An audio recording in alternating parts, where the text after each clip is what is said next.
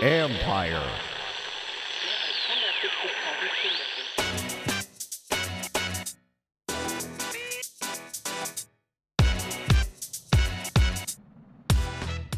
A stunner in Baltimore. And then, are the Bears hanging by a thread? This is the Football Jones Podcast. What's up, everybody? Thanks for coming back for another episode. We had another exciting week of NFL action, but none more exciting than the Sunday night game, the Baltimore Ravens delivering a stunner, defeating the undefeated Patriots. Lamar Jackson puts his team on his back and carries them to victory.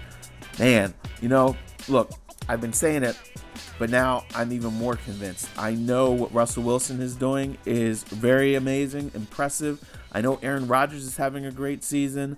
Patrick Mahomes means so much to the Chiefs, and they're finding a way to get it done without him, but he's playing at MVP caliber level. But Lamar Jackson has got to be the MVP of this season. Yes, I know there's still a half of the season left to go, but what we saw last night and the way that he has just willed his team to victory, hands down for me, he's your MVP.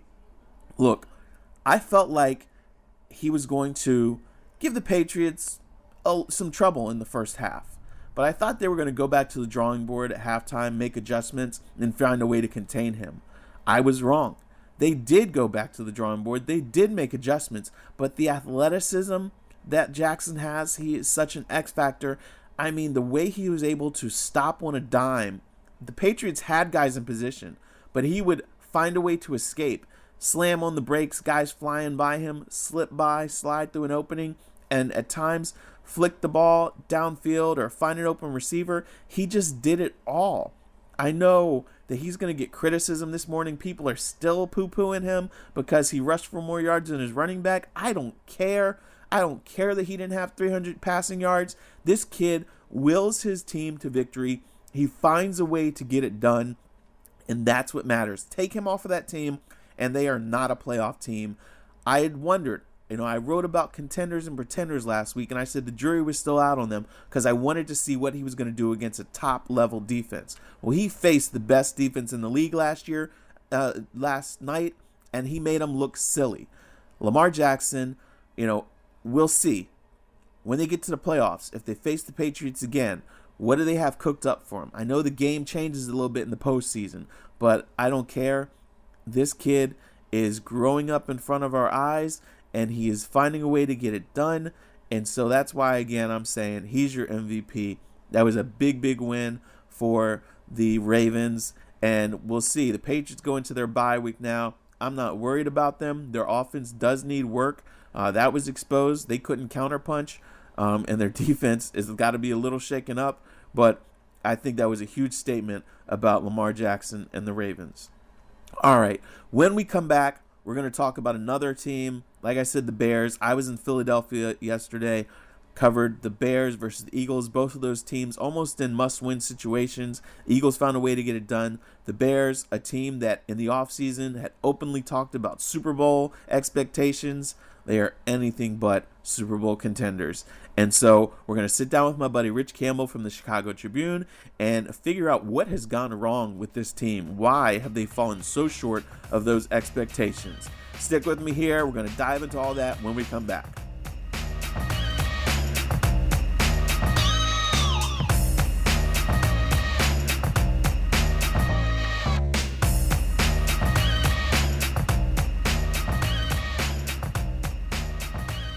All right, I'm here in the Eagles press box with my buddy Rich Campbell, another former Redskins co-beat writer, now with the Chicago Tribune, Bears beat writer there. Has been there for how many years now?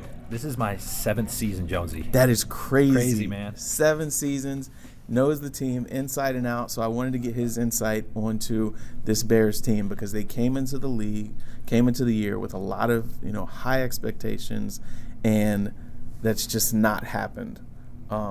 They're not the contender that people thought they were going to be. Why is that? Yeah, as you saw today, that first half was an absolute debacle right? The Eagles outgained the Bears in the first half 202-9. It was the worst Bears first half from a yardage standpoint in 40 years.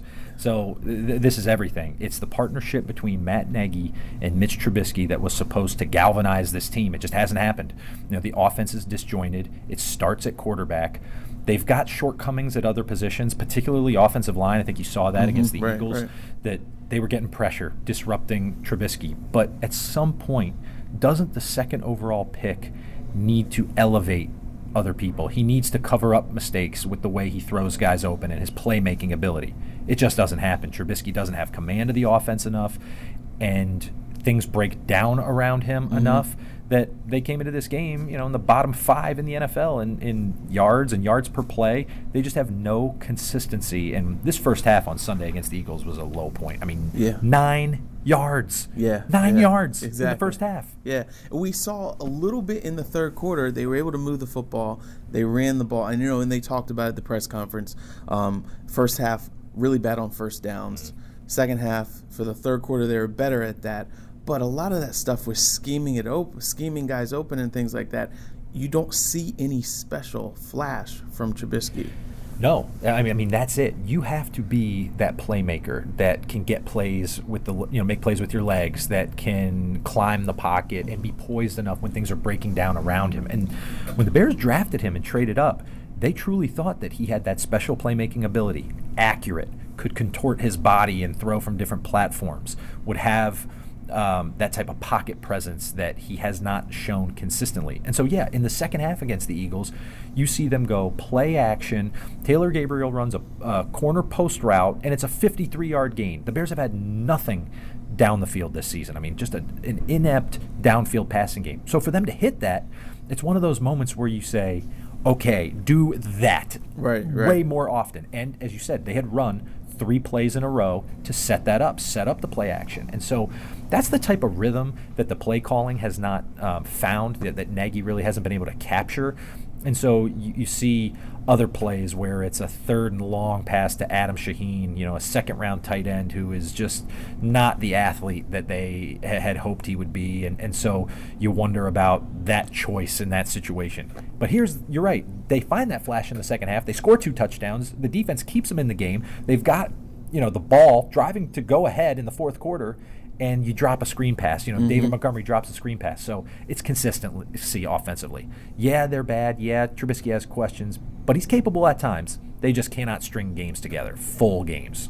Now, and also, the other thing about the defense is I wondered that, the Eagles were able to put it away. They converted like 4 straight third downs. Do you think at that point the defense is just gassed? They were on the field a lot during the first half.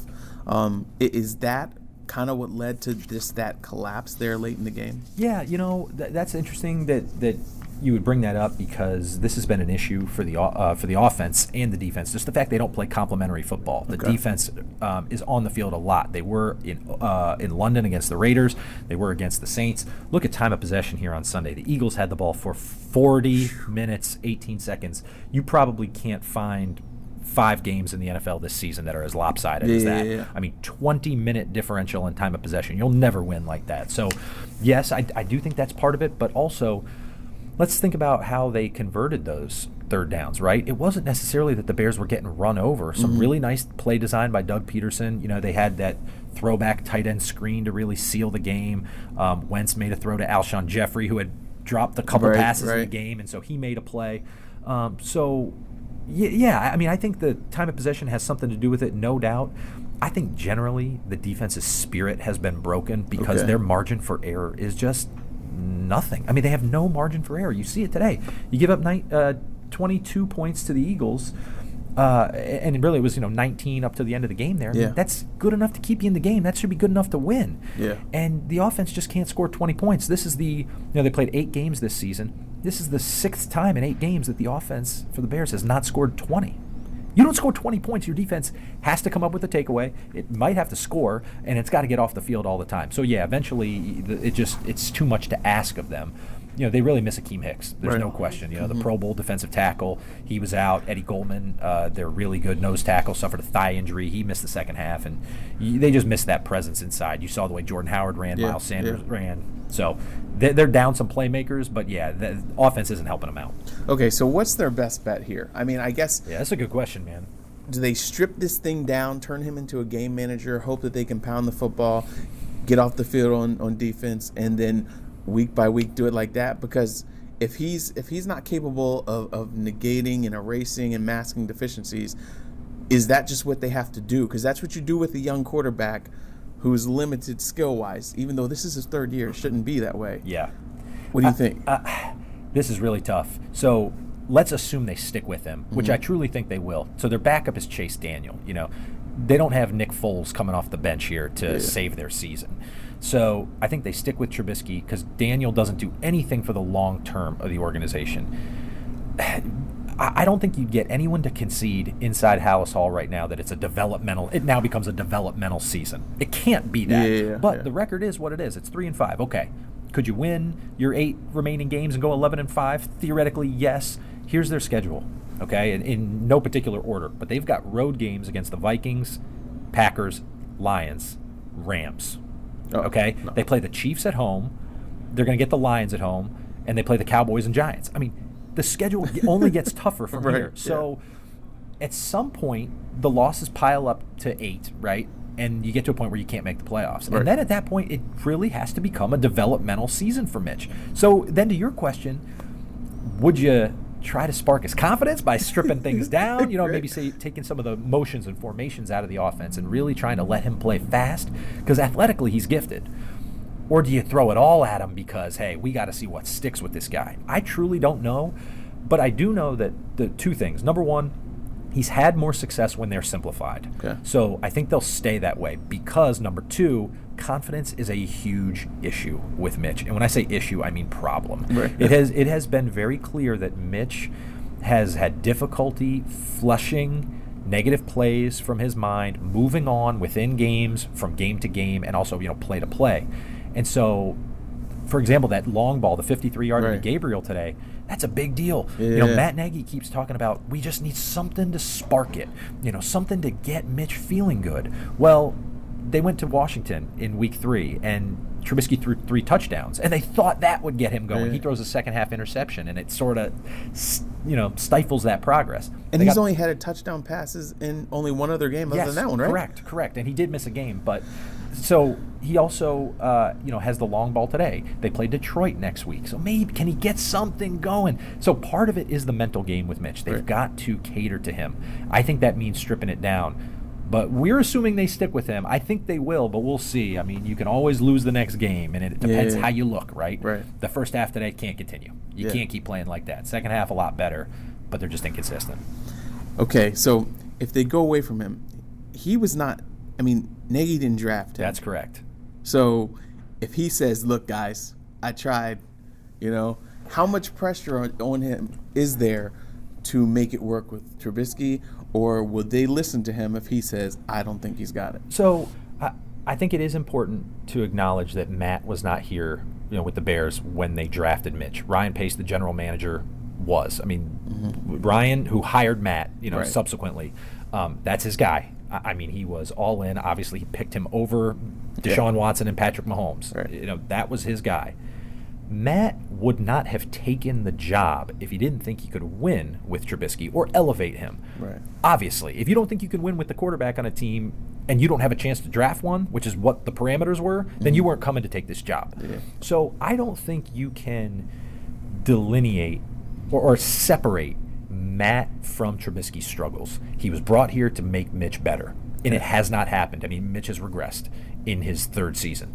So I think the way this works out, the only way that I can sound this out that makes sense, if Mitch doesn't, if he continues playing like this, is they get to the end of the season, he just plays out the season, you just suck it up, and it becomes a tough deal. You got to keep your team together, and he goes through the season. And then you have to open up the competition. You have to open it to competition, sign a veteran. Now, the name that everyone in Chicago already is talking about, you know how this works, Jonesy. You're already on to the next thing. It's Marcus Mariota, because his college coach Mark Helfrich is the Bears' offensive coordinator. Okay. Yeah, but I mean, wait. So let me keep going though here.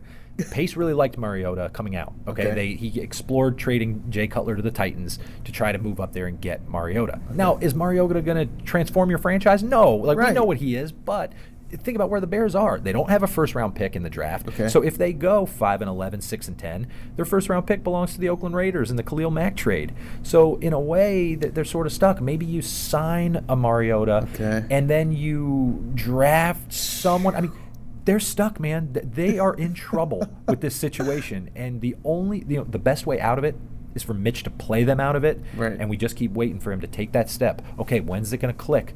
Because here's the thing. They went through last season, and there was every reason to believe that, okay, was he Pat Mahomes? No. Was he Deshaun Watson? No. But he was going the right direction. Right. Through 8 games, through halfway through the season, it's a regression, and that's what's so troubling. Can he play him out of it? I don't think he can. Yeah. I think we've seen enough that he can't. We'll see, though. And look, you see him all the time.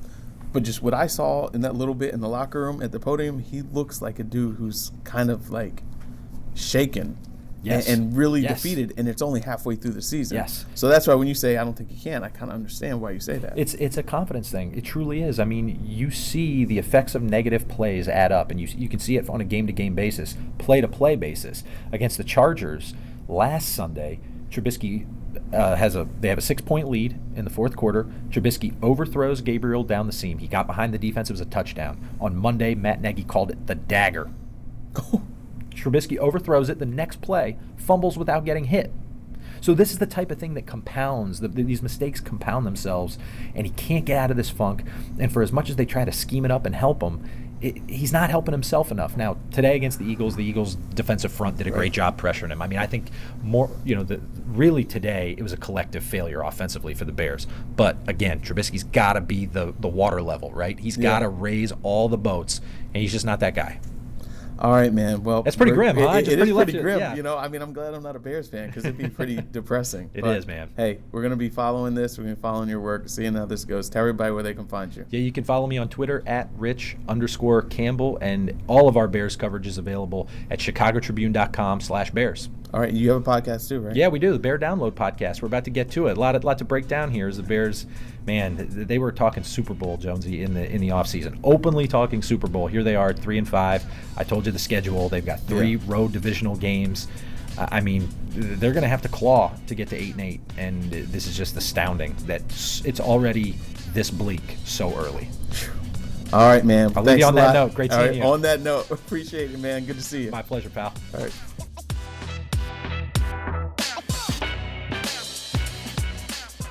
Thanks so much for Rich Campbell for giving us that insight. I really don't see how the Bears are going to dig their way out of this, especially when they're a division with the Packers and the Vikings. And it's really going to be interesting to see what happens with Mitch Trubisky the rest of the way here. But they've got some real decisions to make.